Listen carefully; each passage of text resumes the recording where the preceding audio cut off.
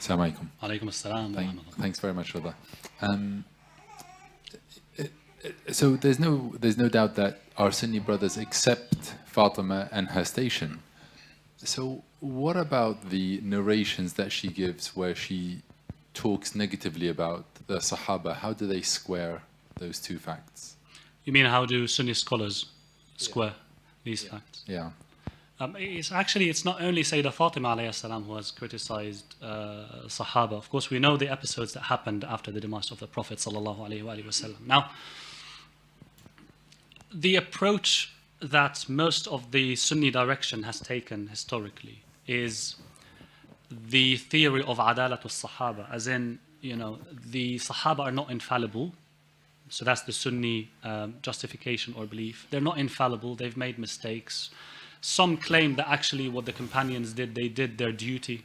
You might read this, they did their duty, they made mistakes.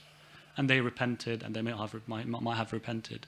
And they acknowledge the mistakes, and they report narrations that, for example, Abu Bakr towards the end of his life, he said, I regret 3 things, and one of them was exposing the house of Fatima alayhi salam. So these are there in history. Of course, from the follower of Ahlul Bayt perspective, we find that really difficult.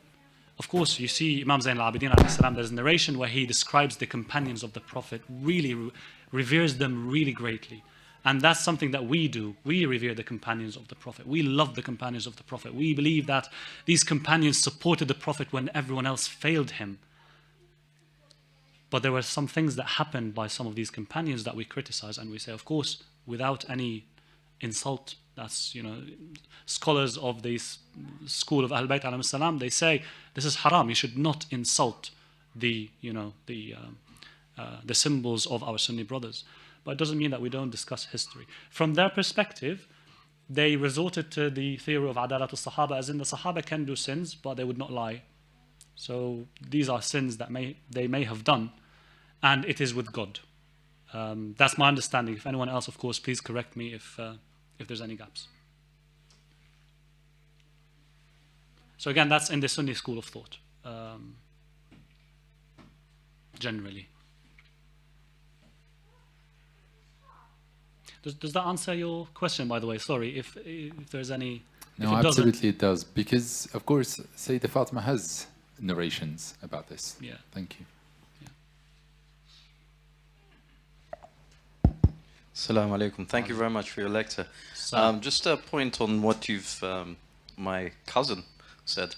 So what about the companions and of the Ahlul Bayt? What do you think of Al-Kumayt ibn Zayd's poetry on the issue of Fatima and the Sahaba? I don't know the poem. Oh, where he talks about, the status where he does not...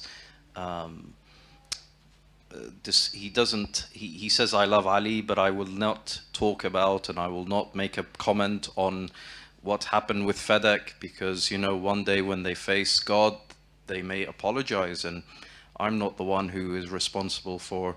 So aren't there companions of the Ahlul Bayt who didn't have a strong opinion towards the Sahaba, as maybe most of the Shia will have now? The Shia, the bigger part of the Shia culture today about what happened in these events,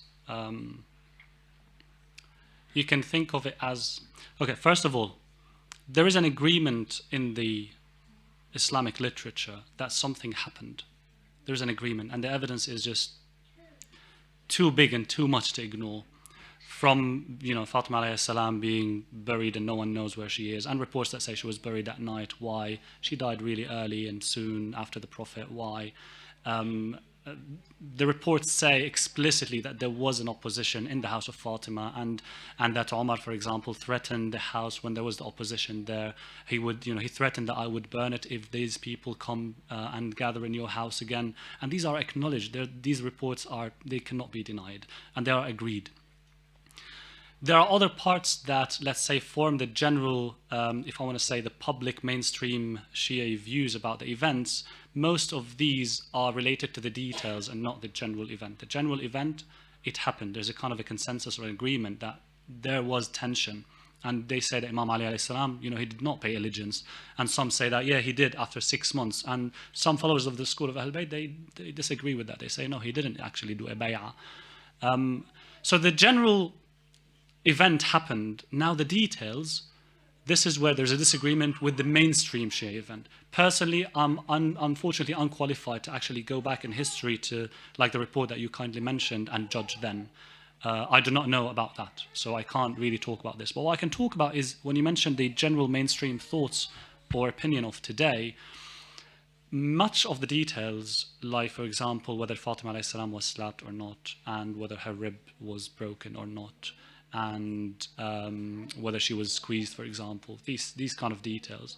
Whether she miscarried, these are reports that have some traces in the Muslim literature, but those ones, they're mostly found in what is called Kitab Sulaym bin Qais, which is controversial. So some scholars say, and it depends on the methodology that scholars use, can you rely on one solitary report to state or to assert an event in history? Do you apply the same methodology on history like you do on fiqh?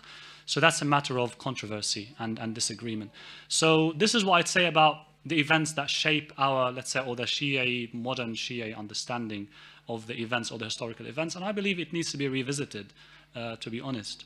But unfortunately, I can't comment on the companions of Ahlul Bayt alayhim salam and how it was. But if you look at history, you see Imams alayhim salam, they were very revered in the Muslim communities. Imam Sadiq alayhi salam would lecture in Medina, in the city of the Prophet sallallahu alayhi wa sallam, and he had thousands of students. They were great figures in Islam. It's very difficult to imagine that they had a culture of, let's say, disrespecting or insulting or doing anything like that, because that would simply deter Muslims away from them. And this is what happened, actually. This was the result of some Shia activities that would, they would claim, or they would attribute to Imams sayings that they would repel people from the path of the Imams. One of the Imams says, Ahyu amrana, revive our cause. And when people hear our words, and if they understand the beauties of our words, they would follow us. That's what the Imams would say. So did they say with their words that, did they insult any of the companions, for example? It's difficult to see that in the context of history. That's my opinion. Thank you very much for the talk. Now, I listened some of it while I was driving and the rest when I got here. So I may have not understood the whole thing. But you mentioned about the Prophet and about Ibrahim and obviously Isa and whatever. And then you brought Fatima. Obviously this talk is about baby Fatima. I can't understand what was your thought process to bring those ones in. The link. Bring this. Yeah, I couldn't see the link. I could see, as you said, that about the Ibrahim, which he had his child and continued on, and then Maryam obviously had the child, so presumably Prophet had baby Fatima and then daughter. You said about the fact that the important thing about baby Fatima is the fact that the 12th Imam is baby Fatima and Imam Ali as well. You can mention the Prophet as well. So I can't see, all I know is that the baby Fatima forgave everybody. When she was praying, she prayed for everybody, and forgave everybody. So I don't understand this issue of this Saqifa and all of that things, because she forgives everybody. So what are we here to complain about that? I don't see that at all. All I see is she was a great lady, and with her action, she showed everybody what greatness is. Yeah, that's a very fair point, actually, and it reminds me of the question from my dear brother, which is, how, for example, our Sunni brothers reconcile things. And this is one of the things they say, for example, that the companion must have done that. They must have asked God for forgiveness. They must have done this. If one wants to believe that, that's fine. But the thing is, when you go back to history, records of history, how do you reconcile these? Because there is the problem. The problem is when you see Fatima Salamullah, for example, giving the sermon of Fadak, or arguing in history. I'm saying records in history. If you want to tell me, for example, that these are not valid or this did not happen, fine, then we don't have any evidence to tell us that actually Fatima passed away when she was displeased with some. And there are reports that tell us that. If these reports were not there, I would absolutely agree with you. but there were reports in history, historical records, that would say this and this and that. So the issue is basically not because we hate someone or we dislike someone. It's basically we have some indicators towards truth. We want truth. We want evidence. Wherever evidence takes us, there will we go.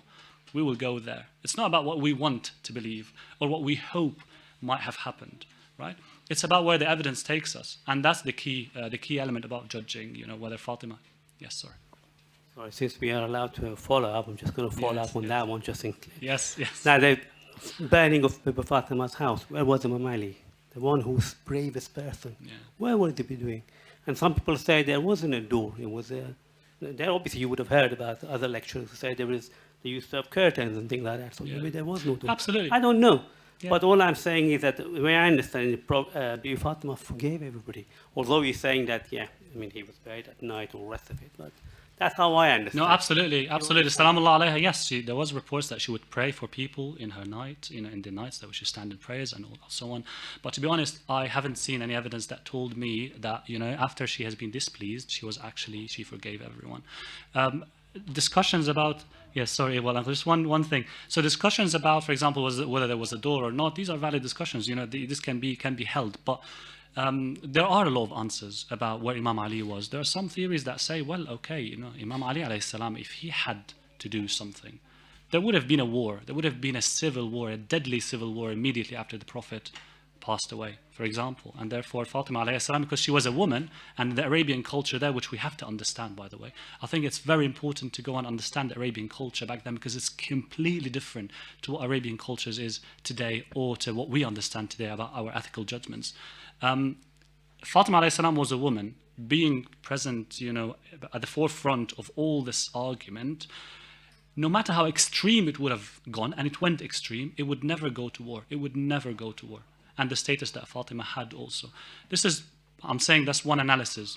It could be valid. You could say it is not. There are other analyses that are there. So because she's a woman, because she has this status that was reported, and she's, her status is present in the emotions of the Muslims, she had to do that. And Imam Ali alayhi salam approved of this, because otherwise it would have been a war, a deadly war. So that's one analysis. Again, you could agree, you could disagree, and you could see other explanations. Iqbal, uncle, sorry.